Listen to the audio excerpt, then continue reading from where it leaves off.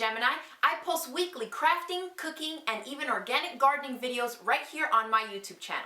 In this tutorial, I'm going to teach you all how to make a really cute Frosty the Snowman mug rug. So let's get started with the supplies that you'll need to create this mug rug, and we'll jump right into making our project. The things we're going to need are fabric, of course. You decide, whatever background fabric you want. Obviously get some white for Frosty, and then grab some fabric scraps to make the different embellishments. Then I also have binding that I've added to this, so I have my binding fabric. Then we're going to need what's giving it the body inside, and that's going to be a piece of batting, just any scrap that you have on hand. You just want to make sure that it's going to be at least a little bit bigger than your mug rug, because then you can trim it down. So we'll use that there. Then you're going to need the Frosty applique, which I designed for you guys, and I'm including it in the video description box below. There'll be a link. You can just click on it, print this out at home.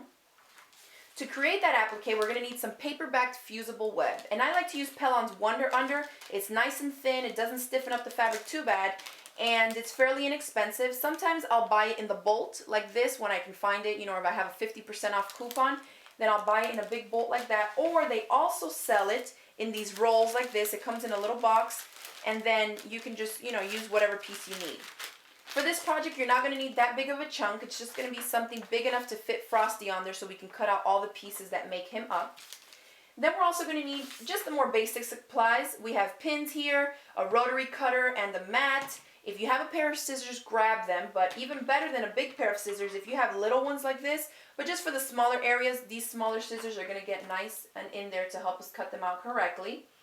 Then I have some different colored threads here. Then I also have an iron. To use our paper-backed fusible web, we need to fuse it down to our fabric. And then, whatever measuring device you typically will use, because we will need to cut down our mug rug to size. Something else that I like to use to embellish my Frosty, you can see that here I put 3 different colored little buttons onto him. And then I also use just a piece of red ribbon here just to add another layer of texture to his scarf. And so I'm just using regular old, this is like a 25-cent spool of really thin ribbon for that. And then for the buttons, I will buy usually a big craft bin at the local fabric store of just tons of buttons. It's just going to add another layer of embellishment and texture to your mug rug. So your first step is to cut out your background fabric, okay? And in my case, I'm doing the same for the front and the back. I've cut out 2 rectangles here that measure 11 inches by 8 inches, okay? So they're both the exact same size. Now we can set this aside and we'll start working on our Frosty applique. You're going to print out this applique. So a quick note on appliques when we're using the fusible web. Whatever you trace onto your paper-backed fusible web here is going to be reflected in your finished project as the mirror image of what it started out as. You see how the carrot is going to the left here? In the finished project, it's going to be pointing towards the right. So now what we're going to do is take our fusible web. The paper side is completely smooth, and then this side that feels a little bit rough, it has the adhesive on it. So you want to put this stuff adhesive side down on top of the sheet that you printed out, and you can see that when I apply pressure, you can see the design right through there. So it's super clear, and it allows me now to go ahead and trace out the different parts of this applique design onto my fusible web.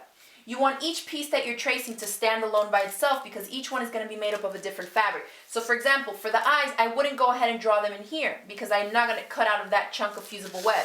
I need to move over and cut them out of their own piece of the Wonder Under. Same thing for the nose. I'll scoot over, give it its own space as well. The mouth I just drew in on the design, but that's something that you're going to do. You can leave it without one, just like I did here, or you can do that with some stitching or whatever you want to do, but that's just to give you an idea. So once we have all our pieces traced out of here, because they're all going to be made out of different, they're going to be done out of different pieces of fabric, I'm going to cut them all out. So we'll do the hat just to show you. I have the side that I traced on here, and then the other side has the adhesive on it. I want to put it with the adhesive side, okay? The adhesive side facing down, so you should be looking at the side that you traced. And notice I'm putting it to the back side, or the ugly side of the fabric. So this is what I want to show, and then this is the ugly side. That's what I like to call it, because that's what it is. Take my hot iron, and I'm just going to press it into place. This Pellon Wonder Under that I use only takes a couple seconds to fuse, and it's done. You can see it's stuck there. Then after you let it cool for a few seconds, then you're just gonna go along and cut it out. And you're gonna repeat the process for every single one of your little pieces and then cut each of them out so we can start assembling our Frosty. Okay, so to start assembling our Frosty, we have our pieces here. And we have this paper on the back of it here. So what you want to do is remove that. I can just usually pinch it right in the back there and then separate it from the fabric like that. But if you can't do that, a good tip is to get a pin and just score the paper side. And then you see when you bend it back, you can pull it off quite easily. Okay, so you're going to do that to all your pieces. And we're going to start assembling our little Frosty here. And we're tucking in, the arms go tucked under a little bit.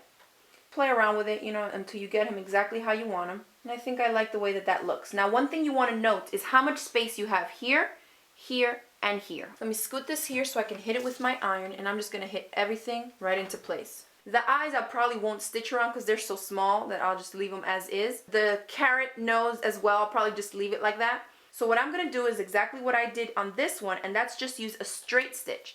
I'm just going to stay real close to the edge and go around the white parts as best as I can. So I've gone ahead and stitched this stuff down, and then to tell you the truth, I used white around everything else, even around the red scarf, and then I did go ahead and use like a tan colored thread around the brown areas here because it would show up a little too much. So now at this stage we can start putting it all together, but we need to ask ourselves what type of binding edge or finish we're going to do to the mug rug.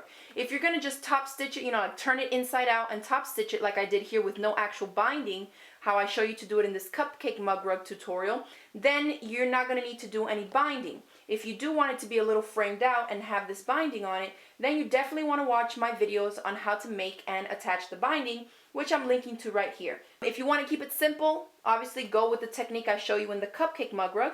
In this case, I'm going to do this one. So what I want to do is I'm going to cut my batting to size.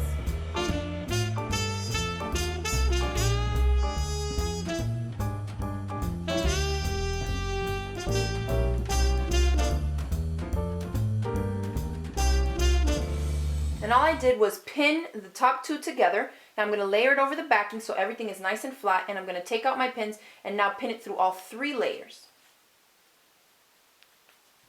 And then obviously as you're doing whatever design you decide to quilt on it, make sure that you're not stitching over your pins. If you come across an area where there's a pin, just remove it before you keep going. I'm just going to stitch some straight lines going down this way to secure this half of the mug rug, and the rest I'll leave it the same. Now because I have no quilting on this side, okay, and everything here is loose, only my pins are holding it, I'm going to go ahead and stitch about 1/8 of an inch away, just like really close to the outer edge around all 4 sides. And that's going to help keep all 3 layers together on this half that I don't have any quilting on. So I've removed my pins, all 3 layers are now stitched together, and now we're going to go ahead and trim this down, make sure all the corners are square before we can attach our binding. It's just like you would do with a quilt, and it looks like this is pretty flush there, but on this side I can see I'm a little bit off, and so I'm just going to come here, and you just turn your piece, your little mini quilt here, and repeat the process.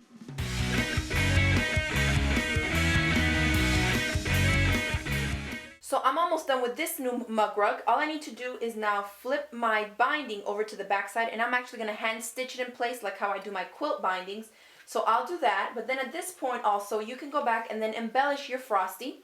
I go ahead and add, you know, 3 little buttons, just sew them up by hand. Then for the little ribbon embellishment here, all I did was just cut a piece. This measures about, 6 inches long, and then I just did a loop and just tied it once just to make a little knot in the center. And that's all I did, was go in with a needle and thread and just hand stitch this down here and then trim it to however long you want it to be. And then your little mug rug is finished.